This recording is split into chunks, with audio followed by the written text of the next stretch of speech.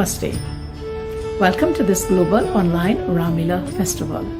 It's the first of its kind in the world. It's going to bring together countries from around the world to perform Ramlila, this Ram Katha, as told in two styles. You will see the dramatic theatrical style or the Natya Dharmi style, and then you'll see the Lokadharmi style, Maidani, in the open air.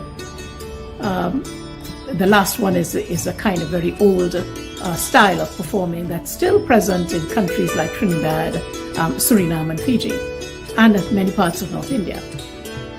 So this is the first of its kind in the world. And because of the COVID-19, many places will be unable to perform the Leelas they normally do.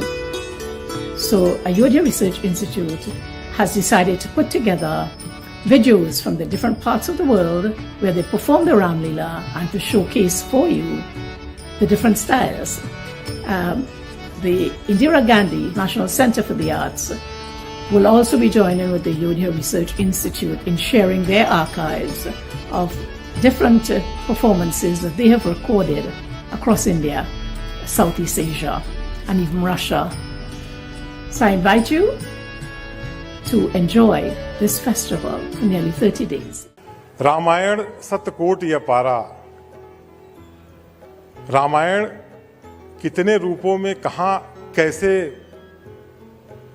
विस्तारित है,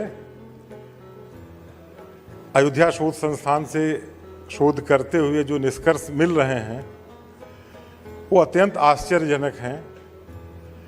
कलिंग युद्ध के बाद पहली बार भारतीय संस्कृति का migration दूसरे देशों में हुआ।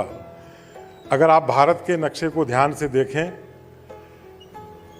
तो जो पूर्वी तट है हमारा, उड़ीसा, तमिल और आंध्र प्रदेश, पश्चिम बंगाल, वहाँ से जो कला हमारी कलिंग युद्ध के बाद 200-300 ईस्वी पूर्व से जो विस्तार हुआ, तो साउथ ईस्ट एशिया में वो सारे कला रूप हमें मिलते हैं। भारत के हर राज्य में, हर भाषा में रामलीला का आयोजन होता है और दुनिया के अंदर भी लगभग हर भाषा में, हर देश के अंदर रामलीला का मंचन किसी न किसी रूप में होता है।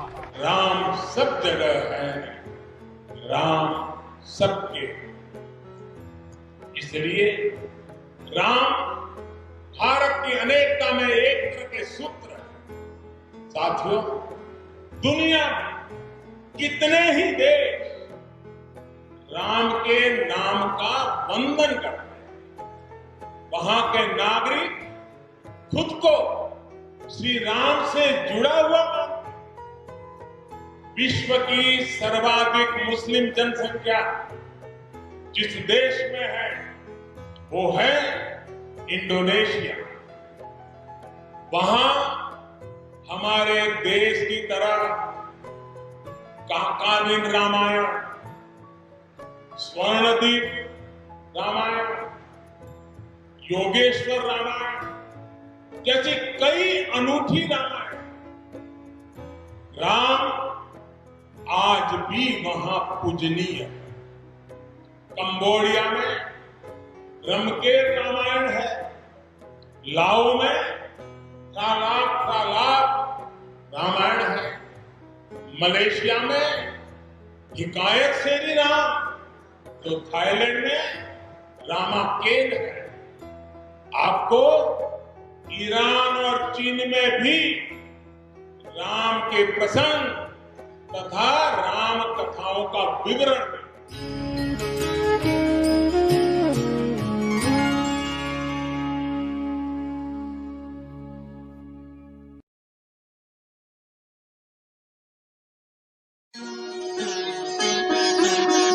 श्री राम, जय जय श्री राम, जय श्री। आप सभी को जय श्री सीताराम, सादर अभिनंदन, नमस्कार। और हम यहाँ पीजी से, यहाँ जहाँ पे हम रहते हैं, ये नाभुआ टाउन है, नाभुआ जिला। और यहाँ पे जब से गिरमिटिया लोग हमारे पूर्वज हैं जो भारत से आए हैं, यहाँ पे उनका जो रहन सहन है हुआ है जब से यहाँ पे, तो रामायण का जो प्रभाव है उनके जीवन पे बहुत रहा है। और साथ में उन्होंने गिरमिट काल में ही, जब वे ब्रिटिश के अधीन थे, पीजी उस समय आज़ाद नहीं हुआ था, उस समय से बहुत पहले से ही माना जाता है कि 1901 से इस जगह पे जो रामलीला का उत्सव है वो मनाया जाता था गिरमिटियों द्वारा। और नवरात्रि के पर्व के समय इसको मनाया जाता था। और आज भी लगभग 100 साल से अधिक हो चुका है और ये जो रामलीला का परंपरा है ये निभाया जाता है। समय के साथ में समय के साथ में कई सारे ऐसे बदलाव हुए हैं जिससे कि आज के जो युवा है वे जुड़ पाए और इसको और मनोरंजक तरीके से, रोचक तरीके से प्रस्तुत करें, ताकि खास करके बच्चों में जो उत्साह है वो बना रहे। मैंने जितनी जानकारी हासिल की है शोध द्वारा, लोगों से बातचीत के द्वारा, और अपना जो अनुभव है रामलीला के साथ में वो मैं आप सबके साथ में बांटने जा रहा हूँ। तो गिरमिट काल में किस तरह से होता था उसके विषय में तो हमको आर्काइव्स में जो फोटो वगैरह है मिल जाते हैं कि टोटाराम सनाडिया द्वारा वो रामलीला हुआ। और दशमी में ये लोग 20 फुट का 30 फुट का जो रावण की जो प्रतिमा बना के फिर उसको जलाते थे। तो ये सब होता आया है। नववा में माना जाता है कि सबसे पहला जो मंदिर है हिंदुओं का वो बना है और वो सनातन शिव मंदिर जहाँ पे अभी हम हैं, यहाँ से बस आधा किलोमीटर के दूरी पे ही स्थित है। और वहीं पे जो रामलीला पर्व है सबसे पहले मनाया गया। और उसके बाद में जब फिजी में पहली बार जब सत्ता पलटाव हुआ, जो कू हुआ 1987 में, तो उसके बाद में यहाँ पे रामलीला ठप हो गई, बंद हो गई। शायद उस समय लोगों ने काफी चुनौतियों का सामना किया होगा। तो लगभग 1987 से 1997 तक 10 साल तक यहाँ पे रामलीला बंद थी। और मैं जिस स्कूल में पढ़ता हूँ वशिष्ठ मुनि पढ़ता था, वशिष्ठ मुनि प्राइमरी स्कूल, वहाँ का जो मैनेजमेंट है उन्होंने वहाँ पे एक माता सरस्वती का मंदिर बनाया, जिसका जो मुख्य लक्ष्य यही था कि वहाँ पे रामलीला को पुनर्जीवित किया जाए, रिवाइव किया जाए। तो 1997 से वशिष्ठ मुनि प्राइमरी स्कूल ग्राउंड्स पे माता सरस्वती के मंदिर में जो रामलीला उत्सव है वो मनाया जाने लगा। और उस समय मैं स्कूल में कक्षा 7 में था, तो तब से मैं रामलीला से जुड़ा हुआ हूँ। बच्चा था तो देखने जाता था, बहुत अच्छा लगता था। तो साथ में जुड़ते जुड़ते फिर पात्रों में गया, पात्रों में होते होते फिर जो ऑर्गेनाइजेशन है, कमेटी है, उसमें गया। और फिर 2000 जब हमने देखा ये भी 2007 में मैनेजमेंट में किया। फिर उसके बाद में कुछ सालों के लिए रामलीला जो है वो बंद हो गई। तो 2010 में 3 साल के गैप के बाद में फिर हुआ। फिर 2013 में 3 साल के गैप के बाद में फिर हुआ। तो 2013 से हमारी ये जो बाल हनुमान रामायण मंडली है, इन्होंने उत्तरदायित्व लिया कि चलो ठीक है, अगर कोई और मंडली या कोई और ग्रुप जो है रामलीला को यहाँ पे नहीं ऑर्गेनाइज करना चाहता है तो हम प्रयास करेंगे। और हमने कई सारे मंडलियों को साथ में जोड़ने का प्रयास किया और कई लोगों ने साथ भी दिया।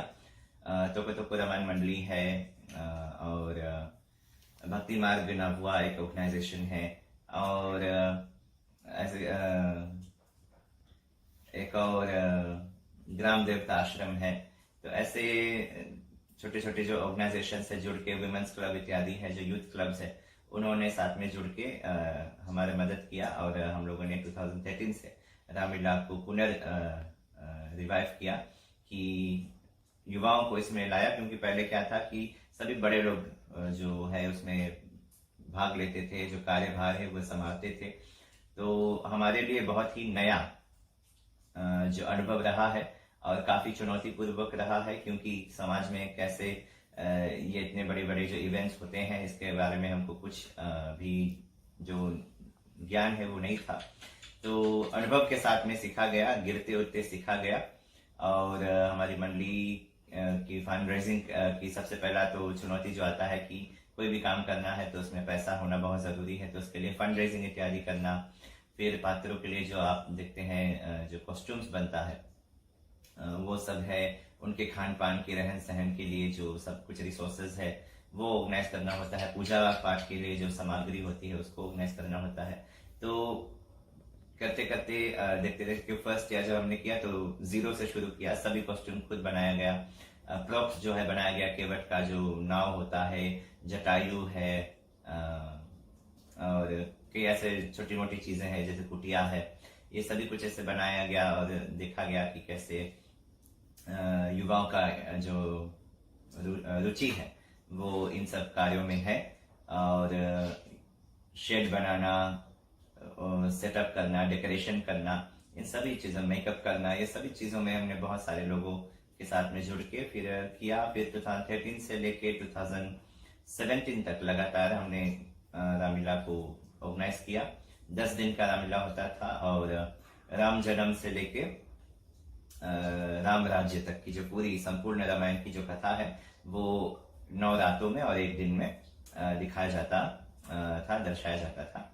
और फिर उसके बाद में क्योंकि कठिनाइयों का सामना हुआ, क्योंकि यहाँ पे जो हम जिस जगह पे रहते हैं, यहाँ का जो आप एक तरह से कह सकते हैं कि क्लाइमेट चेंज का भी असर हो सकता है कि जो असमय वर्षा इत्यादि होता है तो मौसम काफी बिगड़ जाता है। तो उसके कारण भी जो इश्यूज है वो हो जाते हैं, क्योंकि ओपन ग्राउंड में, मैदान में रामलीला होता है। तो हम लोगों ने उसको थोड़ा सा संक्षिप्त किया, तो 10 दिन की जगह हमने 5 दिन के लिए ऑर्गेनाइज किया। सो 2018 में जो रामलीला है केवल 5 दिन का हम लोगों ने किया, और उसमें हमने केवल राम जी के वनवास से लेकर राम राज्य तक की जो उनकी यात्रा है वो दिखाई थी। और हर साल जब रामलीला होता है तो उसमें हम लोग एक थीम रख देते हैं। तो जब हमने शुरू किया तो मुख्य लक्ष्य यही था कि धर्मोत्थान, कि हमारा जो हिंदू सनातन धर्म है इसमें जागृति आए, एकता आवे, दृढ़ता आवे, एम्पावरमेंट रहे इसमें। तो धर्म उत्थान, फिर आया कि भगवान राम जो है मर्यादा पुरुषोत्तम, मानव अवतार में भगवान ने जन्म लिया है, तो मानव उत्थान। फिर आया है नारी उत्थान, विमेन एम्पावरमेंट है। तो ऐसे ऐसे मोरल वैल्यूज के साथ में, और भगवान राम जी का एक बहुत ही सुंदर नाम है सेतु कृतः। कृतः यानी जिन्होंने सेतु का निर्माण किया। तो आप सब जानते हैं कि राम जी ने सेतु निर्माण किया लंका जाने के लिए। तो बिल्डिंग द ब्रिजेस, यानी कि ब्रिज यानी कि जो सेतु है कि हमको जोड़ के रखे। और ये सेतु जो है न केवल आध्यात्मिक क्षेत्र में कि हम परमात्मा से जुड़े, लेकिन साथ में भौतिक रूप से हम एक दूसरे के साथ में जुड़े। तो रामलीला जो इवेंट है वो रिलीजियस तो है ही, धार्मिक है, लेकिन उसके साथ में ये ज्यादा जरूरी है कि ये सोशल इवेंट है। और इसमें क्या है कि फिजी जो है यहाँ पे केवल भारतीय या केवल हिंदू नहीं रहते, ये बहुजातीय देश है। यहाँ पे इस्लाम को मानने वाले लोग भी है, ईसाई धर्म के मानने वाले लोग भी है, और यहाँ पे जो नेटिव्स है, इथोपियाई जो है, इन सभी का जो रुचि है रामलीला आके वे सभी लोग देखते हैं। तो इसके माध्यम से उनको भी हमारे धर्म के विषय में, राम जी के विषय में, रामायण के विषय में जो ज्ञान है वो प्राप्त हो जाता है। मनोरंजन की दृष्टि से भी उनको बहुत अच्छा लगता है। और भले ही राम जी की जो जीवन यात्रा है उसका जो ज्ञान है वो तो सभी को है, बच्चे बच्चे को राम जी के जीवन के विषय में पता है कि किस तरह उनका जन्म होता है, शादी होता है, वनवास होता है, और उनकी जो 14 वर्ष की यात्रा होती है, लंका तक जाते हैं, फिर वापस आते हैं, राजा बनते हैं राम जी। और हम लोगों ने फिर यूजुअली तो रामलीला का जो ट्रेंड है यहीं पे खत्म हो जाता है, राम राज्य से समाप्ति हो जाती है, लेकिन हमने उसमें फिर जोड़ा है, 1 आध साल हम लोगों ने उसमें लवकुश लीला भी जोड़ा है।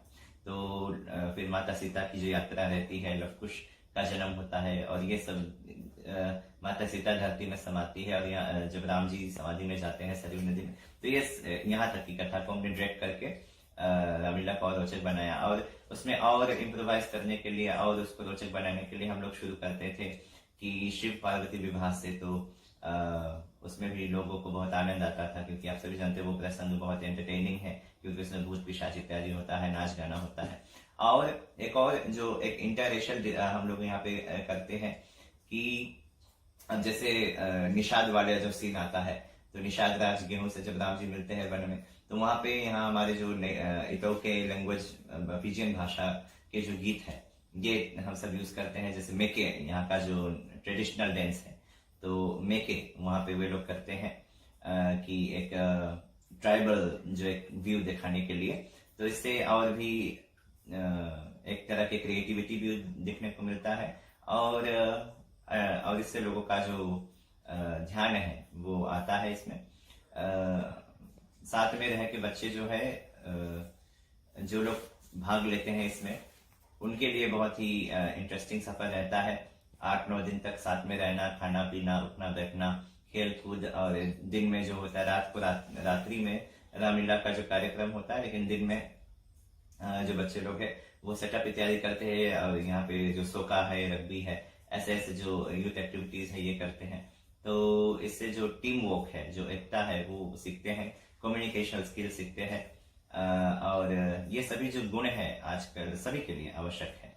तो रामलीला केवल एक मात्र पूजा पाठ की चीज नहीं है या एक सामाजिक वस्तु नहीं है, ये हर क्या कहें, जैसे हम मल्टीफेरियस रूप से रामलीला का जो प्रभाव है हमारे जीवन पे पड़ता है। एक इंडिविजुअल पे भी उसका जो असर है वो होता है, एक परिवार पे भी होता है, एक समाज पे होता है, एक गांव पे होता है, और समूचे देश पे हो सकता है, एक पूरे राष्ट्र पे हो सकता है, और पूरे विश्व पे हो सकता है।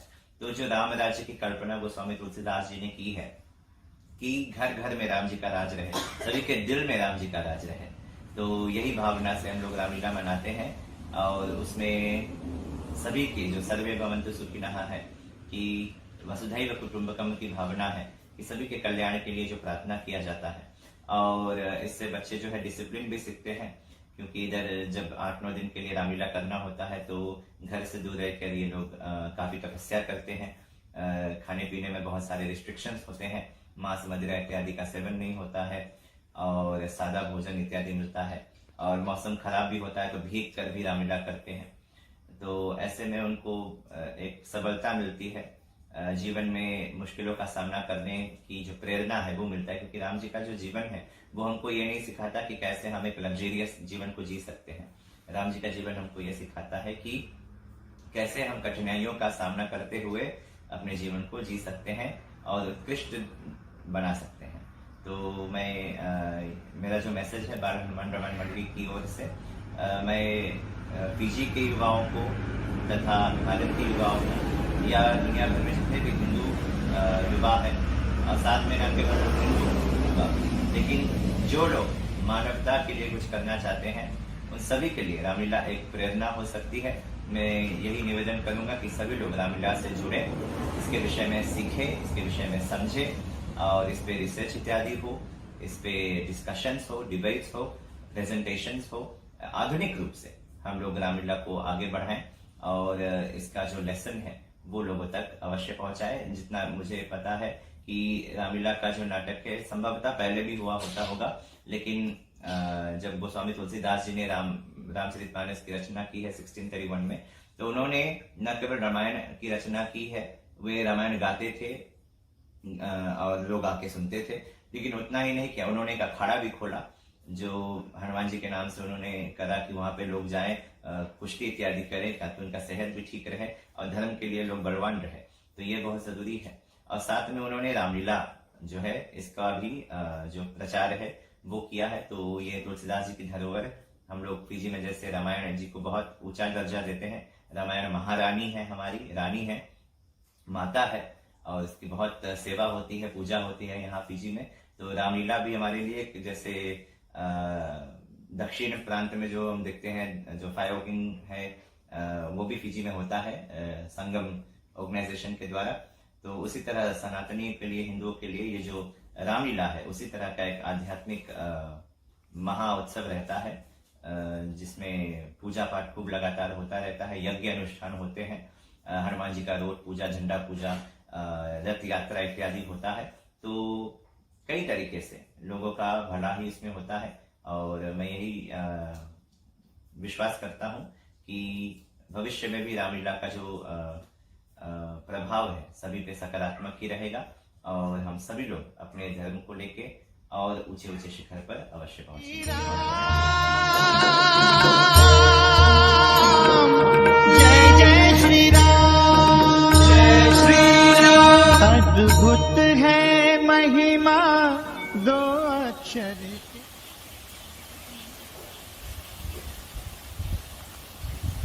भारत भारत प्रणाम गुरुजी। आयुष्मान भव। प्रणाम माता। कैसा है भारत? नंदीग्राम में कैसा चल रहा? हे गुरुवर, श्री रामचंद्र जी के वियोग में आपको तो पता ही है कि कुछ भी कुशल नहीं रहा। अवध नगरी जो है वो बहुत ही व्याकुल है।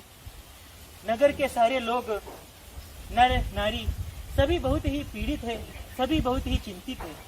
श्री रामचंद्र जी के वियोग में, उनके बिना ये अवध, ये नगरी तो पूरा सूना रह गया प्रभु। हे गुरुदेव, श्री रामचंद्र जी के वनवास को तो अब एक ही दिन शेष रह गया है। श्री रामचंद्र जी अभी तक नहीं आए। हे गुरुवर, श्री रामचंद्र जी के आने का कोई सुधि भी हम तक नहीं पहुंची है अभी तक।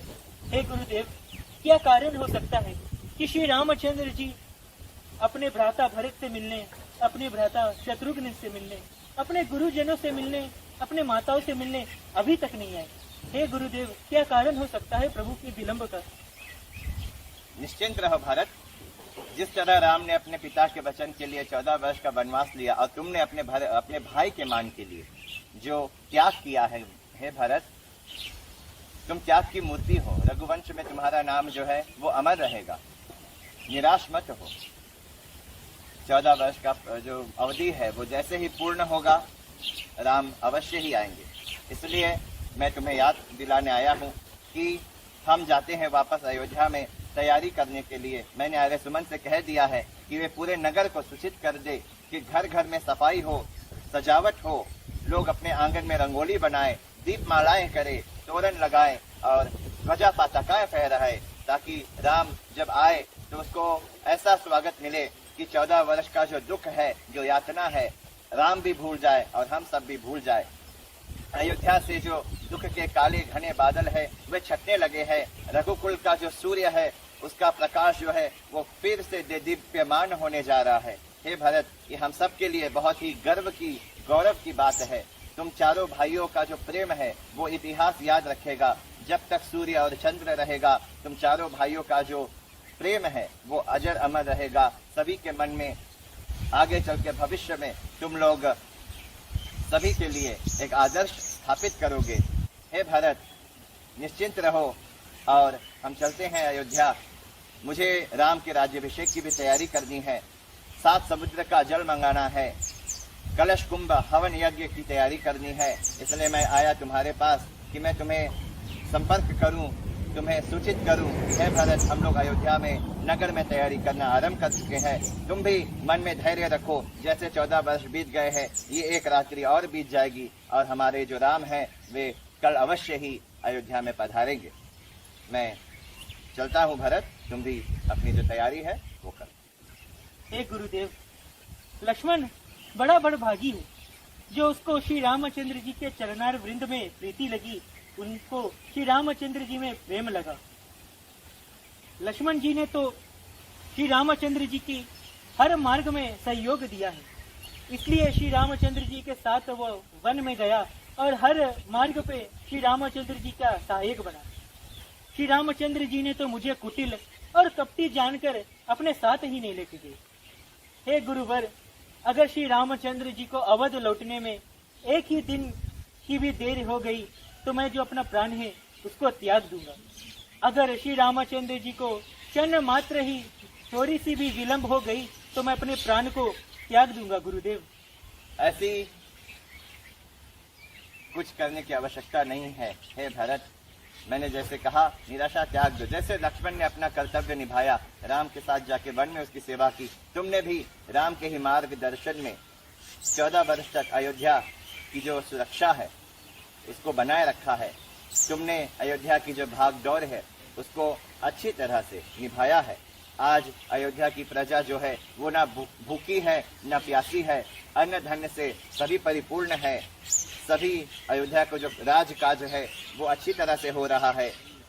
अयोध्या में राम के ना होने पे, राजा दशरथ के ना होने पे, फिर भी किसी अन्य देश के राजा ने अयोध्या पर ना ही आक्रमण किया है और बहुत ही अच्छी तरह से ये जो कार्य भाग है तुमने निभाया है, अपने कर्तव्य का पालन किया है। मुझे तुम पे गर्व है भरत, मुझे लक्ष्मण पे भी गर्व है, मुझे शत्रुघ्न पे भी गर्व है। तुम चारों भाई के जो प्रेम है जो कर्तव्य परायणता है, जो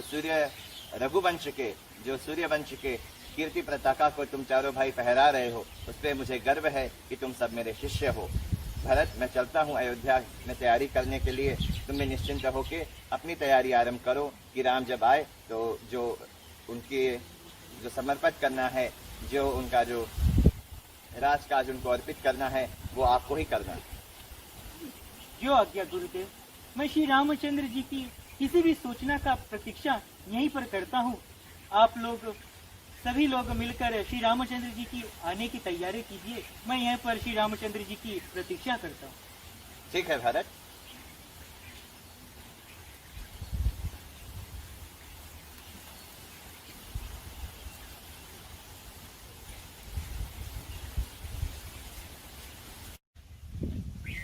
हे बजरंग बली,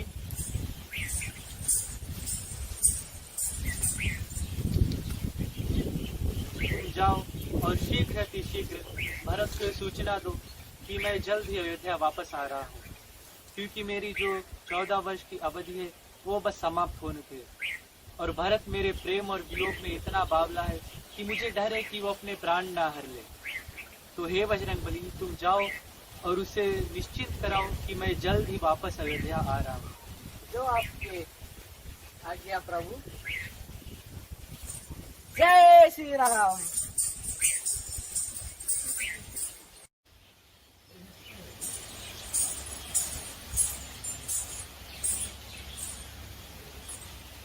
ये नाथ, जिनके विराह में आप दिन रात सोच करते हैं, जिनके नाम का जाप आप निरंतर करते हैं, वो रघुकुल के तिलक श्री राम जी कुशल आ रहे हैं।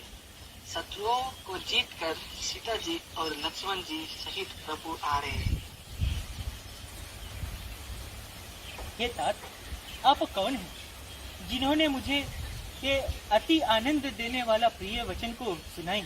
हे प्रभु, कृपया अपना परिचय दीजिए। हे कृपा निधान, मैं पवन का पुत्र और जाति का वानर हूँ। मेरा नाम हनुमान है और मैं श्री राम का दास हूँ। श्री रामचंद्र जी के दास? आप तो मेरे भ्राता हूँ। हे हनुमान जी, आपके रूप में आज मुझे श्री रामचंद्र जी की प्राप्ति हुई।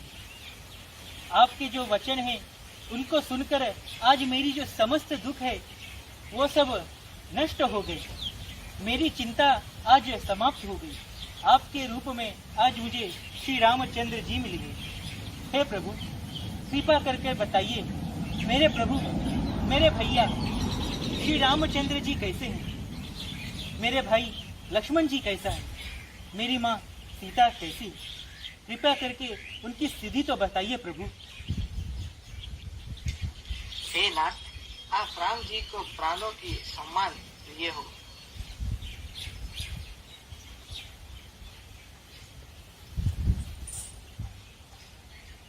हनुमान जी, आप जाइए और श्री रामचंद्र जी को शीघ्र अति शीघ्र अयोध्या लेकर आइए। आप जाइए प्रभु। जय श्री राम।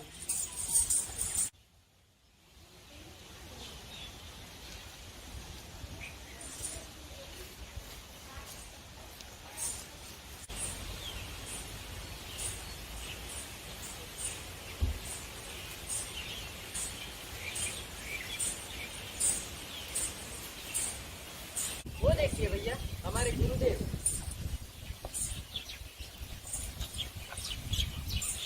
राम, लक्ष्मण, उठो बच्चों, अयोध्या में तुम्हारा स्वागत है। राम, जाओ अपने भाई भरत से मिलो और फिर अपने ज्यादा तुम्हारे दर्शन के लिए यही लायक। उठो भरत, उठो। अपने भाई के गले में भी लगोगे? भरत, उठो भरत, उठो।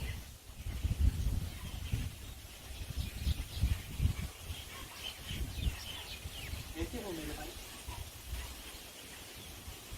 हे प्रभु, हे भैया, आपके दर्शन से अब सब कुशल ही है। हे प्रभु, आपने अपने दास को दुखी जानकर अंत में दर्शन दे ही दिए। हे प्रभु, आपके वियोग में मैं डूब रहा था, आपके अवध में ना होने से जो दुख के समुद्र में मैं डूब रहा था, आपने हे कृपा निधान अपने हाथ से मुझको बचा लिया। हे राम जी, हे भैया, आप भले ही मुनि के वेश धारण करके वनवास को गए थे, परंतु आपके चरण पादुका सदैव ही अयोध्या के सिंहासन पर विराजमान होकर इस नगर को संचालित कर रहा था।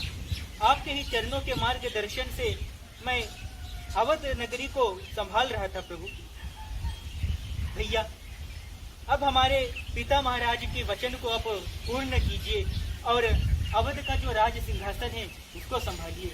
हे प्रभु, अब आपका राजा बनने का समय आ गया है। कृपा करके अपने दायित्व को संभालिए, अपने दासों पर कृपा कीजिए और राज्य पाठ है उसको संभालिए। प्रभु हे मेरे प्रिय भाई, अब वही होगा जो हमारे परम पूजनीय पिताश्री महाराज दशरथ की इच्छा थी। राम, भरत, लक्ष्मण, अयोध्या में प्रवेश करने से पहले हम पवन पवित्र सरयू नदी के किनारे आप सबका ये जो मुनि वेश है इसको उतारेंगे, आपके जटाओं को उतारेंगे और आपका अभिषेक करके आपको राजकीय वस्त्रों में आभूषणों से सुसज्जित करके तब राज दरबार की ओर प्रस्थान करेंगे, जहाँ पे आपका राज्याभिषेक होगा। अयोध्या में पुनः तुम्हारा स्वागत है। राम, आओ, अपनी माताओं से मिलो, भाइयों से मिलो, अपने पूर्ववासियों से मिलो।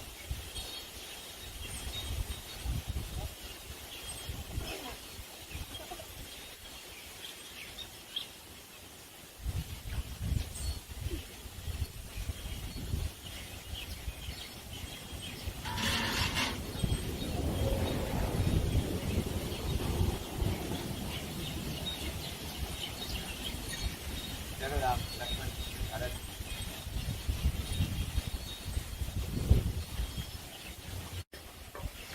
ओम नमः शंभवाय च मयो भवाय च नमः शंकराय च मयस्कराय च नमः शिवाय च शिवतराय च। ओम ईशानः सर्वविद्यानामीश्वरः सर्वभूतानां ब्रह्माधिपतिर्ब्रह्मणोऽपतिर्ब्रह्मो अधिपतिर्ब्रह्म। शिवो मे अस्तु सदा शिवों तत्पुरुषाय विद्महे महादेवाय धीमहि तन्नो रुद्रः प्रचोदयात्। ओम अघोरेभ्यः सघोरेभ्यो घोरघोरचरेभ्यः सर्वेभ्यः सर्वशर्वेभ्यो नमस्ते अस्तु रुद्ररूपेभ्यः। ओम वामदेवाय नमो ज्येष्ठाय नमः श्रेष्ठाय नमो रुद्राय नमः कालाय नमः कलविकरणाय नमो बलविकरणाय नमो बलाय नमो बलप्रवतनाय नमः सर्वभूतदमनाय नमो मनोन्मनाय नमः। ओम सद्यो जातं प्रपद्यामि सद्यो जाताय वै नमो नमः।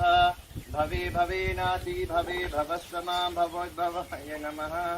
नमः सायं नमः भ्रातर नमो रात्र नमो दिवा भवाय च शर्वाय चोभाभ्यामकरं नमः। ओम यस्य निःश्वसितं वेदायो वेदेभ्यो अखिलं जगत् निर्ममेतमहं वन्दे विद्यातीर्थमहेश्वरम्। ओम त्र्यम्बकं यजामहे सुगन्धिं पुष्टिवर्धनम् उर्वारुकमिव बन्धनात् मृत्योर्मुक्तियमामृतात्। ओम सर्वो वैरुद्रस्तस्मै रुद्राय नमोऽस्तु। पुरुषो वैरुद्रः सन्महो नमो नमः। विश्वं भूतं भुवनं चित्रं बहुधा जातं जायमानं चेत् सर्ववेश रुद्रस्तस्मै रुद्राय नमोऽस्तु।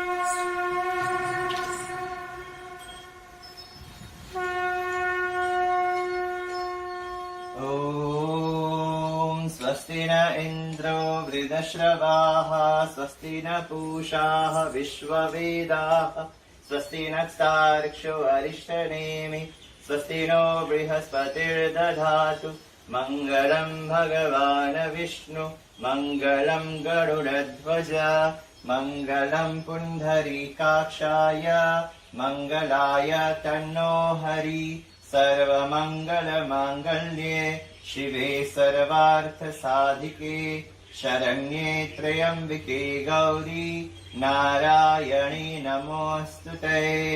ओम विश्वानि देव सवितर दुरितानि परासुव यद्भद्र तन्न आसुव। ओम शांति शांति शांति। रामचंद्र की जय। जय श्री राम। मैं मानवेंद्र त्रिपाठी एक बार पुनः आप सभी का स्वागत अभिनंदन करता हूं अपने इस एपिसोड के माध्यम से। राज्याभिषेक यानी राम राज्य, एक ऐसे राज्य की कल्पना जो राम राज्य हो, जहां पे आनंद हो, सुख हो, दुख लेश मात्र भी ना हो। ये एपिसोड भगवान राम रावण का वध करके यानी उन आताताइयों को मार के आते हैं जो काम क्रोध लोह मोह रूपी रावण कुंभकर्ण और मेघनाथ रूपी आताताई हैं, और जनमानस को सुख आनंद प्रदान करते हैं। जनमानस भी उनका स्वागत करता है। 14 वर्ष बाद भगवान अयोध्या में आते हैं, उनका राज्याभिषेक होता है, खुशियां मनाई जाती हैं, दीपावली मनाई जाती हैं, सारे लोग झूम उठते हैं। ये एपिसोड आनंद का विषय है, पुण्य का विषय है। इसको देखना सुनना सब पुण्य के भागी होते हैं। अयोध्या शोध संस्थान को हृदय से धन्यवाद देना चाहूँगा कि ऐसे विलक्षण कार्य वो कर रहे हैं, पूरे विश्व को, पूरे भारतवर्ष को, जन जन को जोड़ रहे हैं रामायण के माध्यम से। अनूठा कार्य है, एक बड़ा पहल है। YP सिंह जी को ऐसे बहुत सारे कार्य उनके हाथों से हो रहा है, लगातार हो रहा है। हम फेसबुक के माध्यम से, यूट्यूब के माध्यम से, अयोध्या शोध संस्थान के पेज पे जाके देखते हैं, अद्भुत कार्य कर रहे हैं, इसमें कोई दो राय नहीं है। उनको दिल से धन्यवाद। भगवान श्री राम उनकी मनोकामना पूर्ण करें, ऐसे सारे कार्य लगातार करते रहें। हम सभी YP सिंह जी के साथ हैं इस बड़े कार्य में। आइए इस एपिसोड को देखते हैं, आपको निश्चित ही बहुत आनंद आएगा। जय श्री राम।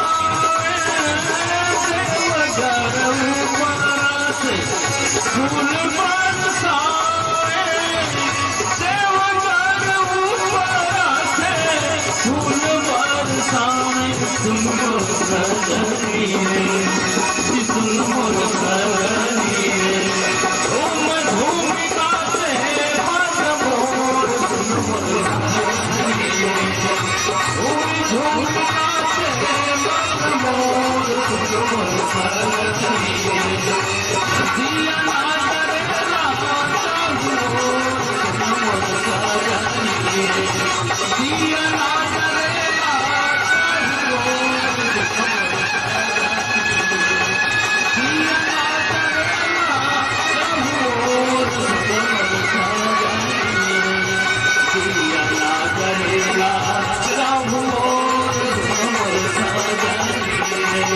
पिया ना करेगा श्याम मोर धुन मोर सागर प्रभु श्री रामचंद्र की जय। प्रभु श्री रामचंद्र की जय। प्रभु श्री रामचंद्र की जय। करो मिलके सकल नर नारी रामायण माँ की आरती हो मैया हम सब उतारे तेरी आरती करो मिलके सकल नर नारी रामायण माँ की आरती हो मैया हम सब उतारे तेरी आरती आरती